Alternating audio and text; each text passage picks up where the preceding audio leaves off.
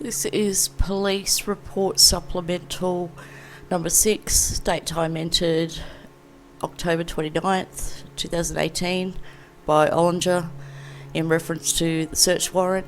The aforementioned search warrant was signed on September 24th, 2018 and subsequently executed at Wells Fargo, 50 East Main Street.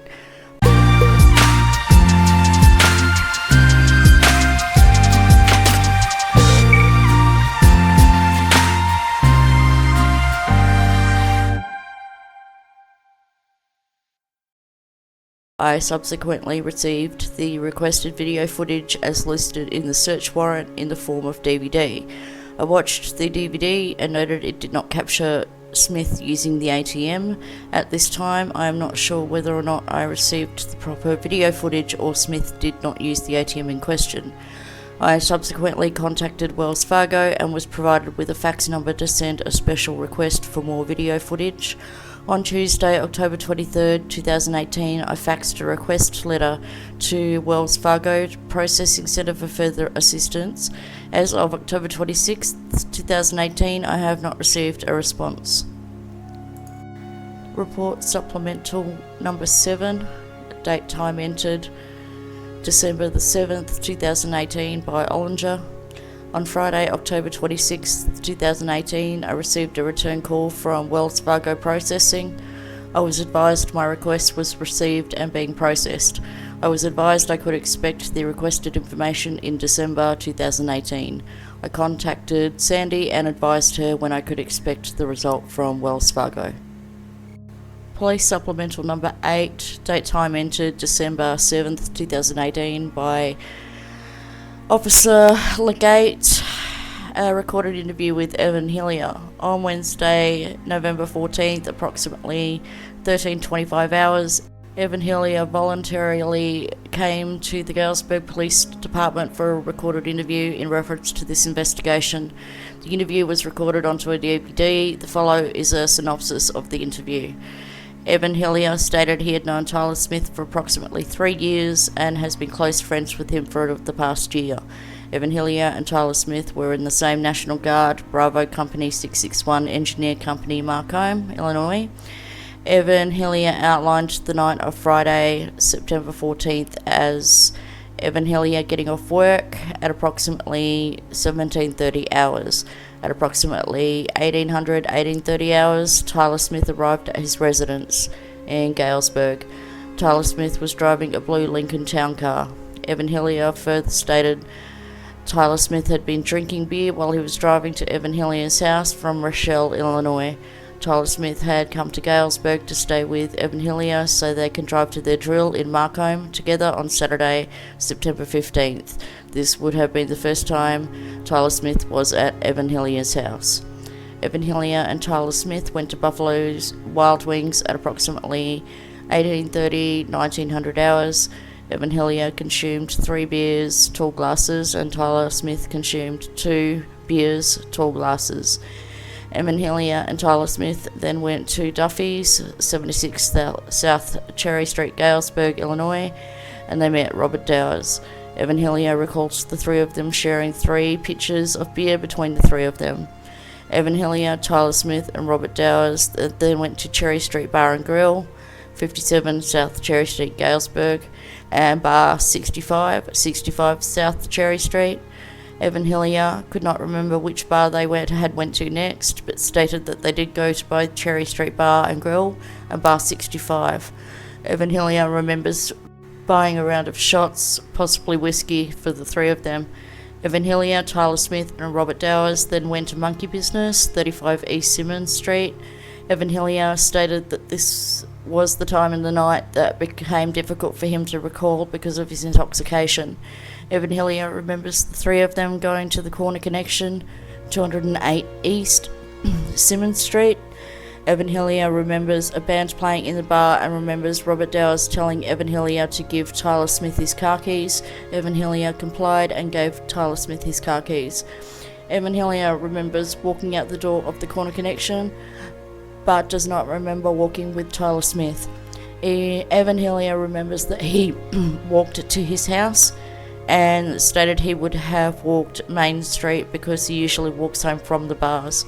Evan Hillier stated he texted his girlfriend Zoe Gilbertson at around 23:40 hours to tell her he made it home. Evan Hillier later learned from Zoe Gilbertson the text message did not make sense because it was all gibberish from his level of intoxication. Evan Hillier stated he was locked out of the house. Evan Hillier called his mother, Rita Sandman, and she let him inside around midnight. Rita Sandman asked Evan Hillier where Tyler Smith was at. Evan Hillier stated he was intoxicated that night, and according to him, he has never been as drunk as he was on that night. Evan Hillier also thought Tyler Smith was as drunk as him. Evan Hillier stated they did not get into any confrontations with anyone throughout the night. Evan Hillier did not recall being around Tyler Smith when Tyler Smith obtained cash from an ATM at Wells Fargo. We later showed Evan Hillier the video depicting Tyler Smith using the ATM, and he confirmed he was the subject in the white shirt and slides. Evan Hillier also confirmed the other subject was Robert Dowers. Evan Hillier does not know what happened to Tyler Smith and was not around Tyler Smith when Tyler Smith passed away. Evan Hillier stated he parked his car, a black Buick Enclave, on South Cherry Street in front of Sitka Salmon at 109 South Cherry Street. Evan Hillier stated he locked his car when they parked it. Evan Hillier woke up the next morning and began calling Tyler Smith's cell phone. Evan Hillier went to his vehicle and observed the vehicle was unlocked. Evan Hillier thought Tyler Smith might have gotten into the vehicle because Evan Hillier had locked the vehicle when he first parked it on September 14th, 2018. Evan Hillier appeared emotional in the interview and appeared to tear up during portions of the interview. The interview concluded. On Thursday, November 15, 2018, at approximately 10:10 hours, Evan Hillier voluntarily came to the Galesburg Police Department to meet with me. Evan Hillier stated he had the text messages between he and Zoe Gilbertson on November 14th, 2018. I took photos of the text messages, and the photos were stored in the Special Operations computer file. The text messages show Evan Hillier and Zoe Gilbertson communicated through text messages between 20:57 hours to 22:10 hours. The following are the text messages Evan Hillier had mentioned previously about texting Zoe Gilbertson.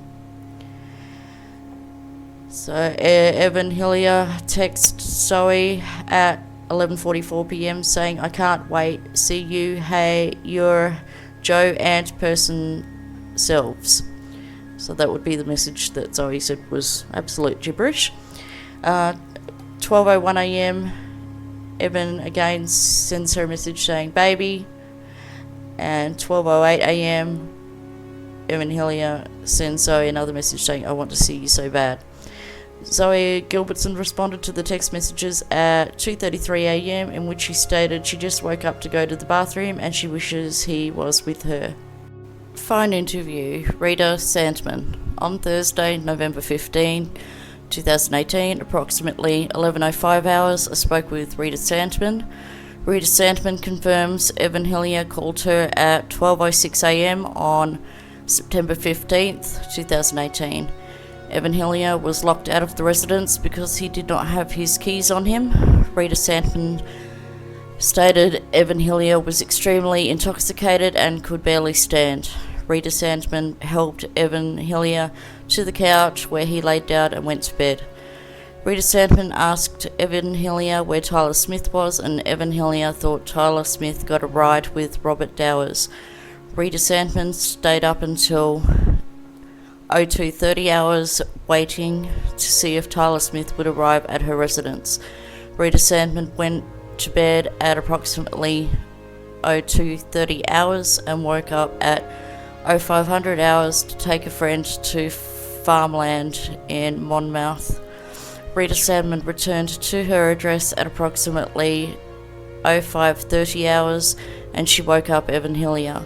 Rita Sandman and Evan Hillier went to the location of Evan Hillier's vehicle, South Cherry Street and East Simmons Street. Rita Sandman stated the vehicle was unlocked and they thought Tyler Smith may have gotten into the vehicle at some point during the morning hours. Rita Sandman and Evan Hillier returned to their residence and Evan Hillier began trying to call Tyler Smith's phone. The conversation concluded. Recorded interview with Zoe Gilbertson. On Thursday, November 15th, 2018, at approximately 15:10 hours, I spoke with Zoe Gilbertson. Zoe Gilbertson stated she was in Avon during the night of Friday, September 14th, 2018. Zoe Gilbertson confirmed she received a text message from Evan Hillier on September 14th, 2018 at approximately 11:44 p.m. Zoe Gilbertson stated the text did not make sense and she assumed Evan Hillier was at home because he had not texted Zoe Gilbertson for a while. Zoe Gilbertson stated she did not know Tyler Smith. The conversation concluded. Recorded interview of Robert Dowers. On Wednesday, November 14th, 2018, approximately 1700 hours, Robert Dowers voluntarily came to the Galesburg Police Department for an interview in reference to this investigation. The interview was recorded onto a DVD. The following is a synopsis of the interview. Robert Dowers stated he had known Tyler Smith for approximately 6 months through the National Guard. Robert Dowers outlined the events on September 14th, 2018 as follows. Robert Dowers met Tyler Smith and Evan Hillier at Duffy's at approximately 20:30 hours. Robert Dowers stated Tyler Smith and Evan Hillier had started drinking prior to Robert Dowers meeting them. Robert Dowers stated they shared 1 to 2 pitchers of beer between the three of them. Robert Dowers stated they then went to Cherry Street Bar and Grill or Bar 65. Robert Dowers was not for sure which bar was next, but they did go to both bars. Robert Dowers stated they would have consumed 2 mixed drinks and shots at both bars.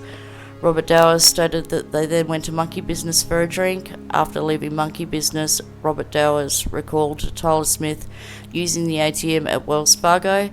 Robert Dowers did not know how much money Tyler Smith had withdrew from the ATM. Robert Dowers thought they went to Cherry Street Bar and Grill and then Corner Connection. Robert Dowers thought they were at the Corner Connection for 30 to 60 minutes. Robert Dowers stated Evan Hillier was extremely intoxicated and needed to go home. Robert Dowers, Tyler Smith and Evan Hillier walked to the 100 block of South Cherry Street together. Robert Dowers stated he parked his truck, a white 2013 Chevrolet Silverado, in the 100 block of South Cherry Street. Robert Dowers stated his truck was parked on the opposite side of the street as Evan Hillier's vehicle. Robert Dowers told Evan Hillier to give his car keys to Tyler Smith, and he did. Robert Dowers got into his truck and observed the clock on his radio showed 11:35 p.m. Robert Dowers drove off and last saw Evan Hillier and Tyler Smith standing on the sidewalk in the 100 block of South Cherry Street. Robert Dowers stated he was under the impression they were leaving as well. Robert Dowers drove to his house in Galesburg and fell asleep. Michelle Bryant, Robert Dowers' girlfriend, later told him she returned to their house sometime just after midnight and Robert Dowers was asleep. The next morning, Robert Dowers received a phone call from Evan Hillier asking him if Tyler Smith was at his house. Evan Hillier told Robert Dowers he had checked his vehicle and did not locate Tyler Smith. The interview concluded. Michelle Bryant recorded interview. On Thursday, November 15th, I contacted Michelle Bryant. Michelle Bryant confirmed Robert Dowers met Evan Hillier and Tyler Smith. Michelle Bryant also went out with her friends and initially ran into Robert Dowers, Evan Hillier and Tyler Smith at the Corner Connection at approximately 20:30 hours. Michelle Bryant and her group left the Corner Connection and she later ran into Robert Dowers, Evan Hillier and Tyler Smith at Cherry Street Bar and Grill at approximately 2200 to 22:30 hours. Michelle Bryant primarily spoke with Robert Dowers and her friends while Evan Hillier and Tyler Smith sat at the bar. Robert Dowers, Evan Hillier and Tyler Smith left Cherry Street Bar and Grill. Michelle Bryant stated she returned to Robert Dowers' house in Galesburg sometime between midnight to 12:15 12 in the morning. Michelle Bryan stated Robert Dowers was sleeping in bed when she returned home. Michelle Bryan stated they did not leave the house, and Robert Dowers received a phone call from Evan Hillier in the morning. Evan Hillier told Robert Dowers he could not find Tyler Smith. Michelle Bryan did not know what had happened to Tyler Smith. Michelle Bryan stated it is common for Evan Hillier to walk away from others without telling anyone when he is intoxicated at the bars. The conversation concluded. Supplemental number 9, date and time entered, December 7th, 2018. Officer Paul Vanaken. It's quite a long one, bear with me guys, but you're not going to believe it. Absolutely. Unbelievable. On November 12th, 2018, the parents of Tyler Smith, Sandra and Keith, met with this officer in the Investigations Division of the Galesburg Police Department. Sandra and Keith stated that they were concerned with the course and outcome of the current investigation and that they wished to speak with this officer. Sandra and Keith both felt that more should have been done by the investigating officer, Detective Ollinger, in this case of their son's Tyler's death. During the course of the investigation, Sandra and Keith had requested investigators to look at and view any and all footage that could possibly locate Tyler in the downtown Galesburg area or near the location of Cedar Creek, where he was found. I explained to Sandra and Keith that I had been advised by Detective Ollinger that video had been checked at Casey's and West Kmart, with Tyler not being located on any video at Casey's, and no video was available at West Kmart due to the video being overwritten. I later confirmed with Detective Mings that the video at Casey's was viewed with no one matching the description of Tyler being located on the video. Detective Mings stated that when the attempt to obtain the video at West Kmart took place, the manager was out of town, and by the time the manager returned and access was allowed to the video system, the date needed to be viewed had been overwritten. I then explained that Detective Mings had spent numerous hours reviewing video from the City of Galesburg street cameras and that he had not been able to locate Tyler on the cameras located at the Central Park, Public Square, Don Moffat Bridge and West Main and Academy. This officer was then questioned again about the video footage from the ATM located at Wells Fargo. This officer advised Sandra and Keith that Detective Ollinger had written the search warrant for the video footage, had received the DVD of the video footage, and had advised me that upon viewing the video twice, he was not able to locate Tyler at the ATM. Detective Ollinger further advised that he had contacted Wells Fargo and that they were working on resolving the issue with the DVD.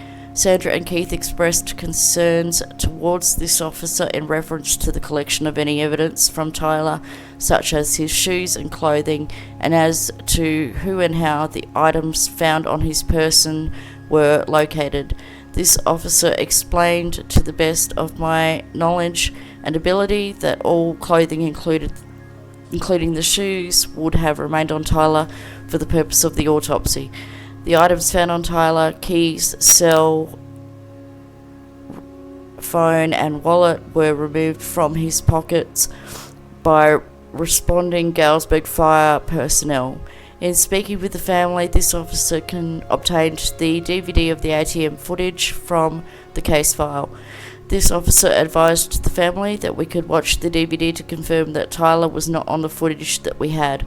Sandra stated that she was concerned that Detective Ollinger may not have all the correct information in regard to the ATM transactions, as she noted that the receipt from the transaction had 2 zeros in front of the 14B, and in the search warrant Detective Ollinger had written 3 zeros. I explained that it usually doesn't matter in regard to the zeros in front of the number. The ATM is identified as 14B. This officer placed the DVD into my desktop computer for the purposes of viewing. In opening the DVD, this officer was required to put in a password to access the files. This officer called Detective Ollinger, who advised that the password was printed on the face of the DVD and also written on the case folder. So they entered the password and the files on the DVD were then opened. On clicking the video folder, 2 separate video files were opened. This officer opened one of the files that proceeded to open and play on Windows Media Player. This officer allowed the video to play while this officer continued to answer questions and concerns from Sandra and Keith. The officer noticed that as the video played, the timeline cursor was moving and a timer was running, indicating that the video was advancing. At approximately 10 minutes and 55 seconds into the video, this officer observed motion at the top portion of the screen. At approximately 11 minutes and 18 seconds, it is apparent that Tyler and Evan Hillier are observed at the ATM. This video is from a distant camera view showing an overall view of the ATM and drive-up area. This officer later viewed the second camera, which is directed at the personal vehicles using the ATM. In this view, the officer noted that at approximately 11 minutes and 5 seconds, this officer begins to detect movement on the video of subjects walking towards the ATM from the direction of the alleyway behind Duffy's bar. At approximately 11 minutes and 15 seconds, Tyler is visible on the video approaching the ATM. This officer reviewed both camera angles and confirmed that Tyler uses the ATM and that both Evan Hillier and Robert Dowers are standing in the area of the ATM while Tyler is using it. At one point in the video, you observe Evan walk behind Tyler at the ATM and pick up an orange traffic cone. Tyler moves the cone from the curb side of the ATM drive and places it in the middle of the drive. Evan then walks away. At no point is there any indication of a problem or anything out of the ordinary that takes place on the video. This officer told Sandra and Keith that this was the first time this officer had attempted to view the video on my computer.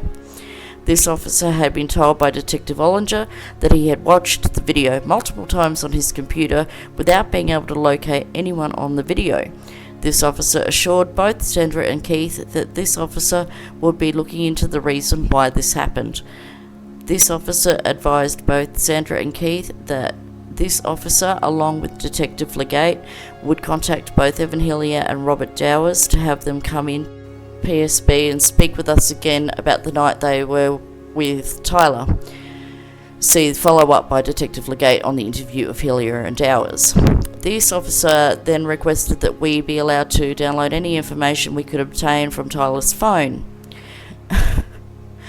The phone you gave back to the parents. This officer was given the phone, which was then taken to the Knox County Sheriff's Department and downloaded by Deputy Sean Bay.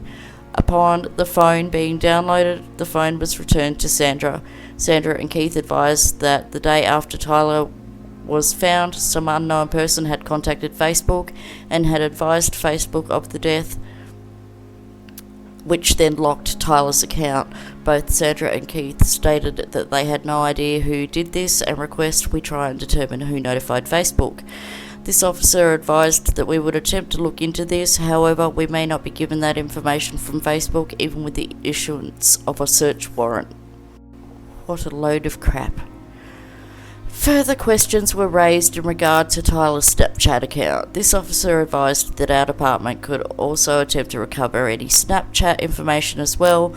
On November 14th, 2018, a response was received from Snapchat indicating that once a snap had been opened by all recipients, it is permanently deleted and unavailable.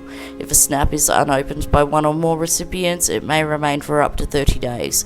Any snap that is posted to a user's story can be viewed for up to 24 hours, and the post is permanently deleted after 24 hours. Chat content is usually only available if the sender or recipient has chosen to save the chat. In reference to the issue on Facebook as of November 15th, 2018, we have not yet been able to determine if any information can be obtained. At this time, no search warrant will be obtained and served to Snapchat. In speaking with Sandra, she requested a copy of the police report and the case pictures, along with the coroner's report and the report from the pathologist. This officer assisted Sandra with completing a Freedom of Information request for the GPD report and case pictures. Upon filing of the request, Sandra was provided with a copy of the police report and a DVD containing all case pictures. This officer advised Sandra that the coroner's report and the pathologist's report would need to be requested from their specific officers. Both Sandra and Keith expressed their disappointment in Detective Ollinger's handling of the case and the manner in which it seemed he did not concern himself with information they were providing. Sandra specifically asked if Detective Ollinger even made contact with Mike Martin in regard to the video he may have from his shop. Sandra stated that Detective Ollinger responded that he had called and left a message, however Mr. Martin had not called him back. Sandra asked this officer if it were common practice to call someone one time, and if there is no response to not try again. Good on you, Sandra. Okay, so you've got the other story here that the guy was away, and then by the time he gets back, it's been overwritten. That is just terrible. That's just a rookie mistake, and it's not the only one. And then you've got this about not following up with people just because they're not there. That's lazy. And oh my god, it took playing the ATM video on a different computer for you to figure out that the boys were actually on the ATM footage. And these are the people who were supposed to be protecting you guys, the public. I wouldn't be feeling too safe. Back to it. This officer was later advised via email that Keith spoke with Mr. Martin and was told by Mr. Martin that he never received a message or a call from a detective asking for access to his video. On Tuesday, November 13th, this officer, along with Detective McLaughlin, responded to Mike Martin's shop located at 71 North West Street and met with Mike Martin. Mr. Martin allowed us to examine and view his video recording system. In checking the system, it was found that there were 2 cameras mounted on the exterior of the building that showed the 000 block of Northwest Street. It was confirmed that if a person was walking in the 000 block of Northwest, he or she would most likely be seen on video, especially if they were walking in the roadway. In checking the system, it was found that the DVR recorded and held approximately 6 days of video before it began to overwrite. It was determined that it would not be possible to find any video footage from the night of September 14th, early morning of September 15th. Later in the day, this officer spoke with Detective Ollinger. Detective Ollinger again advised that he had watched both videos in their entirety twice and never observed anything on the video. And you're the guy in charge of this investigation? Oh gosh, that's bad. That is so bad. Detective Ollinger explained that when he first tried to view the video, he was having problems opening the files on the disk, and he got assistance from Cameron Lemaster, the department's IT tech, who was able to assist in opening the files. Detective Ollinger advised that he played the video using VLC Media Player on his computer. Detective Ollinger stated that the counter on the video was running and that the cursor was moving the entire time he was viewing the video. Detective Ollinger further advised that he would never have requested additional assistance of video footage from Wells Fargo if he truly did not believe the video footage he had obtained did not show Tyler at the ATM. Yeah, that's fair enough, but this just shows that you're stupid.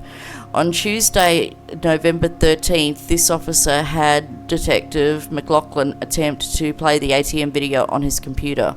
Detective McLaughlin found that if he utilised VLC playback, the video appeared to run, but no image of anyone came on the screen. This officer then viewed the video on Detective McLaughlin's computer with VLC playback and also confirmed that the video appeared to be playing, but I was not able to locate anyone on the ATM. Detective McLaughlin then loaded the video onto Windows Media Classic and we were able to watch the video properly. I just can't even, guys. This is okay. We'll keep going.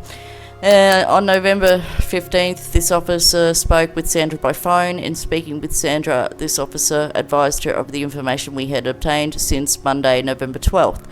This officer spoke with Sandra at length about her concerns with the investigation and her opinion of how she was treated by Detective Ollinger. This officer advised Sandra that this situation would be addressed. Sandra requested copies of the completed report, the ATM DVD video, and the department's general order on death investigations. I advised Sandra that I would have all of those items she requested ready for her by Monday, November 19th. Sandra later called and requested that her husband Keith be allowed to pick up the items by Friday, November 16th. I advised Sandra that I would have all of the items ready by Friday.